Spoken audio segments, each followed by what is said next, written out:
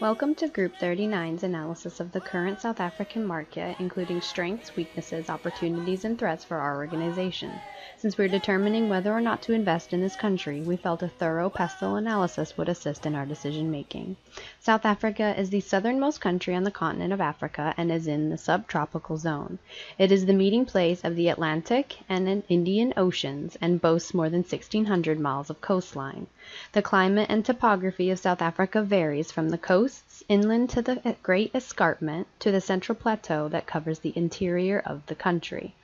South Africa's beauty is not only in its land but also its wide and varied people. The varied cultures, languages, tribes, and religions contributed to its famous apartheid history, but since 1994 the cultures of South Africa have persevered and now work toward a brighter future for their nation.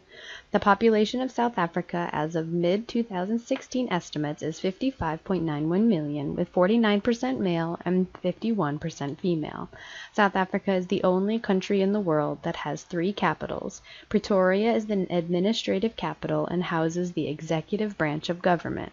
Pretoria is also the home of several universities as well as government research facilities. Bloemfontein, popularly known as the City of Roses, is the judicial capital of South Africa. Cape Town is the legislative capital and is the seat of the Parliament of South Africa. Cape Town has both a rich and challenged history that has allowed it to become one of the most multicultural cities in the world. Similar to the United States, South Africa has been a parliamentary representative democratic republic with free elections since April 1994. Nelson Mandela was South Africa's first post-apartheid president. South Africa has 3 levels of government: national, provincial, and local. National government is divided into 3 branches: executive, legislative, and judicial. When contemplating the intricacies of doing business in South Africa, a company should note that there are 13 political parties that all get a seat at the table. The president is chosen by the largest party. South Africa has come a long way from apartheid. However, Transparency International continues to give them a rank of 64 out of 176, compared to the U.S. at 18. Their corruption score consistently hovers around 44. Emphasizing the problem of corruption is the consistently low rule of law score, the political stability score, and the complete lack of control of corruption. All are significantly less than the United States. Political instability is high, leading to accusations of corruption and lack of faith in the government. President Jacob Zuma is in the middle of his 2nd term, and both President Zuma and his cabinet members are surrounded by controversy and calls for their removal from office. Corruption is a problem.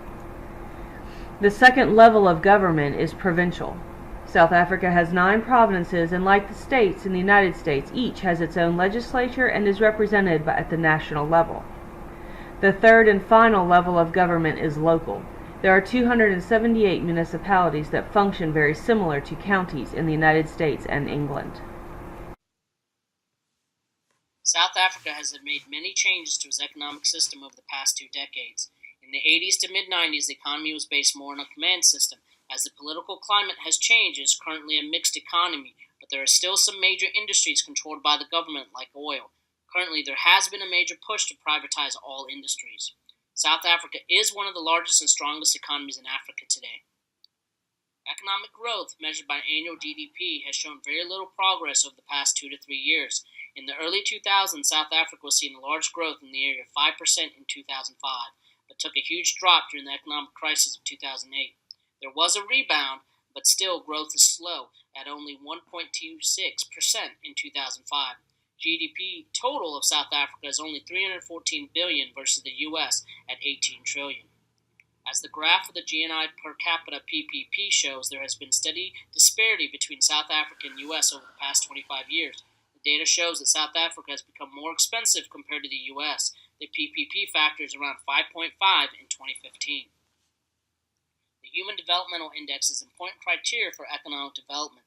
A score of 1 shows high economic development. South Africa, however, has a score of 0.66 versus the U.S. that has a score of 0.915.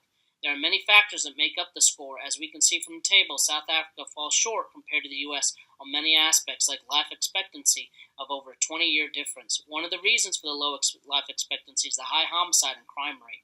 One of the negative signs of economic growth for South Africa is the high unemployment rate of over 25.1%. How has this affected foreign investment into South Africa, as well as investment out of the country? If we look at net outflow of FDI, we see that over the past 4 to 5 years, there has been a significant movement of money and investment out of South Africa. It appears similar to outflow in the United States. Many companies are looking outside of South Africa to invest. Net inflow of FDI into South Africa has significantly slowed in the past 2 years. There was nice investment into the country from 2007 to 2013, but that has seen a sharp decrease in 2015. The video that I'm showing next will show you the economic outlook going forward for South Africa. South Africa recently avoided a downgrade to so-called junk status by the ratings agency Standard & Poor's, which cited its slow economic growth as a major area of concern. Most feel the economy has bottomed out, but the recovery will be slow. Business confidence surveys are telling us that the majority of survey respondents, in other words, firms in South Africa, are not confident. And when you drill down into what their main bugbears are, the biggest constraint to business, we are told, is the untidiness of our domestic political arrangements. Next, we'll take a look at the social culture dimension of South Africa.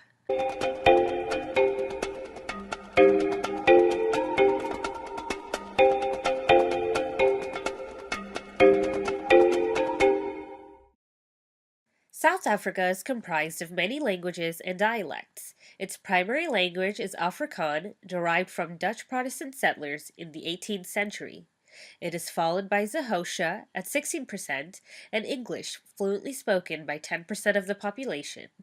South Africa has many other minor languages spoken based on location and community. Although religious beliefs vary widely, officials of South Africa have actively encouraged Christian beliefs. Protestants lead the way at 37%, followed by Catholicism and other Christian sectors. Islam is also a predominant religion in South Africa, and believers are primarily located in cities of Cape Town, Durban, and Johannesburg. Next, we'll take a look at Hofstede's cultural dimensions of South Africa. Looking at the Hofstede Index comparison between South Africa and the United States, we are able to see a close similarity in many categories, such as masculinity, uncertainty and avoidance, and indulgence. Although both countries have scored relatively low in the pragmatism or long-term versus short-term orientation dimension, we can see that South Africa, a country holding to tradition, is more open to changes in the environment in preparation for the future compared to the USA. South Africa is comprised of many different religions and ethnicities, which is reflected in its individualism score of 65. This suggests that its social framework is more loosely knit, and individuals are more concerned about their own surroundings. However, South Africa does score less than the USA at 91, showing that some collective thought continues to exist in the country. South Africa's power distance score of 49 suggests that hierarchical order continues to exist in its society, and subordinates are expected to do as they are told by their respective superiors. South Africa's life expectancy falls at 57.4, a relatively low score compared to the world's average of 71 years. USA's life expectancy falls at 79.1, exceeding the average. Although education levels in South Africa do not match up to those of the United States, there has been steady growth. The average years of schooling is 13.6 years, and the adult literacy rate stands at 93.7%. Nonetheless, the high school dropout rate continues to exist at 23% due to poverty and lack of support. South Africa uses a significant percentage of its GDP on education. However, sufficient resources are still lacking as teachers are taking on an average of 28 students per class. Let's take a look at technological development. The World Innovation Index was utilized to assess the innovation and growth in South Africa's economy. While South Africa is ranked 54th overall, it is a leader in sub-Saharan Africa with the second seed.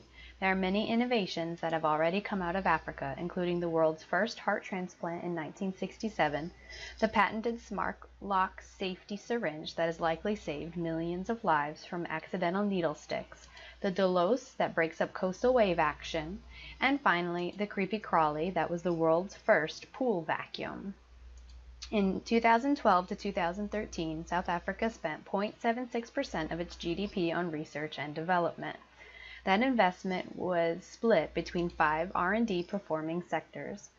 Higher education received the largest increase in R&D expenditure, a 5.9% bump this last reporting period. In 2008, South Africa launched their 10-year innovation plan that will span until 2018, demonstrating their commitment to keeping South Africa a competitive nation. Patents over time is another measure we analyzed. We found that while the number of patents in South Africa by both residents and non-residents is increasing, it is nowhere near the level of the United States. We will now turn our attention to the environment. Yale's Environmental Performance Index was utilized to assess the current situation of ecosystem vitality and environmental health in South Africa compared to the United States. Out of 180 countries, South Africa ranks 81st. The overall score demonstrates that there is some challenges still with environmental protection and maintenance. However, their trend for the past 15 years has been continual improvement, which mirrors the trend line of the United States. Environmental health specifically has improved dramatically in comparison with the United States from 2014 to 2016. While there are struggles with water and sanitation and health impacts, air quality is on par with the United States.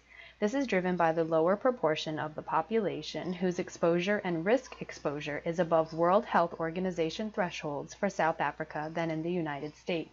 The biggest area of concern for South Africa is access to sanitation and water. Both scores are significantly below the United States, and health concerns that are due to limited water and sanitation access. Now let's move to ecosystem vitality. South Africa is rich and abundant in natural resources, flora, and fauna. It is clear that South Africa preserves and protects its marine life and fish stocks with greater care than the United States, even though the U.S. has over 7 times more miles of coastline.